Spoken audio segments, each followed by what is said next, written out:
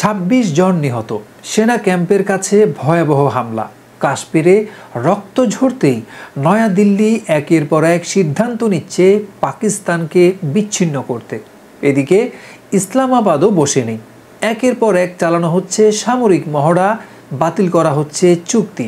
দুই পারমাণবিক শক্তিধর দেশ যেন এগিয়ে যাচ্ছে ধীরে ধীরে যুদ্ধের দিকে। তাহলে কি উপমহাদেশ আবারও রক্তাক্ত হতে যাচ্ছে?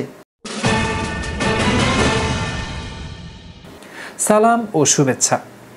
আমার মতো আপনারাও নিশ্চয়ই অনেক উৎকণ্ঠায় রয়েছেন বর্তমানে ভারত ও পাকিস্তানের এই পরিস্থিতির দিকে নজর দিতে গিয়ে। পুরো পৃথিবীর চোখ আসলে এখন এশিয়ার এই দুই শক্তিধর দেশের দিকেই রয়েছে। কাশ্মীর শুধুই প্রকৃতির সৌন্দর্য নয়, বরং রাজনৈতিক ষড়যন্ত্রেরও আঁচ লাগে বারবার। সেই জম্মু কাশ্মীরের পেহেলগামে মাত্র 1 কিলোমিটার দূরে ছিল সেনা ক্যাম্প, তবুও ভয়াবহ সশস্ত্র হামলায় প্রাণ হারায় ২৬ জন। এই ঘটনায় যেমন শোকের ছায়া, তেমনি শুরু হয়েছে প্রতিক্রিয়ার ঝড়। ভারতের অভিযোগ, এই হামলার পেছনে আছে পাকিস্তানের মদতপুষ্ট জঙ্গি সংগঠন। তদন্ত শেষ না হতেই নয়াদিল্লি তড়িবড়ি করে পাকিস্তানের উপরই দোষ চাপিয়ে দিল। বিনিময়ে কি হলো? উত্তেজনা বেড়ে গেল।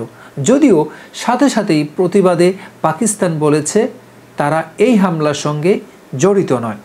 তবে সিদ্ধান্ত নিয়েছে নয়াদিল্লি অনেকগুলো, যার মধ্যে পাকিস্তানের সঙ্গে কূটনৈতিক সম্পর্ক নিম্ন পর্যায়ে নামিয়ে আনা হয়েছে। পাকিস্তানি সামরিক উপদেষ্টাদের বহিষ্কার করা হয়েছে। ইসলামাবাদে ভারতীয় দূতাবাসের কর্মী সংখ্যা কমানো হয়েছে। সব ভিসা বাতিল করা হয়েছে। ওয়াঘা সীমান্ত বন্ধ করে দেওয়া হয়েছে। এমনকি 1960 সালের ইন্দাস পানি চুক্তিও সাময়িক স্থগিত করা হয়েছে, যার প্রভাব পড়বে পুরো পাকিস্তানের কৃষিতে। এই মুহূর্তে ভারতে অবস্থানরত পাকিস্তানিদের 72 ঘন্টার মধ্যে দেশ ছাড়ার নির্দেশ দেওয়া হয়েছে। ভারতীয় নৌবাহিনী চালিয়েছে মাঝারি পাল্লার ক্ষেপণাস্ত্র পরীক্ষা, যেটা এই উত্তেজনার মাঝে বার্তা দেয় শক্তি প্রদর্শনের। অন্যদিকে পাকিস্তানও জবাব দিতে দেরি করেনি। আকাশ সীমা বন্ধ করে দেওয়া হয়েছে ভারতের বিমান সংস্থাগুলোর জন্য। 1972 সালের সিমলা চুক্তি সাময়িকভাবে স্থগিত করেছে ইসলামাবাদ, যা ভারত পাকিস্তান সীমান্তে নিয়ন্ত্রণ রেখা নির্ধারণে গুরুত্বপূর্ণ। পাঞ্জাবের টিলা ফায়ারিং রেঞ্জে লাইভ ফায়ার মহড়া এবং করাচি উপকূলে নৌবাহিনীর যুদ্ধ প্রস্তুতির মহড়া চালানো হয়েছে। সব মিলিয়ে পরিস্থিতি যেন ধীরে ধীরে এক অনিবার্য সংঘাতের দিকে যাচ্ছে।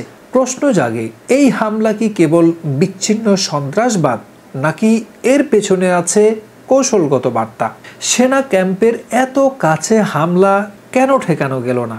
অনেকেই বলছেন এটা ফলস ফ্ল্যাগ অপারেশন, যার ছায়া উপমহাদেশ এর আগেও দেখেছে। সবচেয়ে বড় প্রশ্ন, এই উত্তেজনা কত দূর যাবে? এটি কি তবে মুখোমুখি করবে ভারত পাকিস্তানকে নতুন কোনো যুদ্ধে?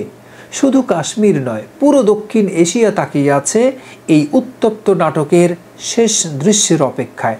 লাইক, কমেন্ট, শেয়ার ও সাবস্ক্রাইব করে পাশে থাকার জন্য ধন্যবাদ জানিয়ে শেষ করছি এখনকার মতো।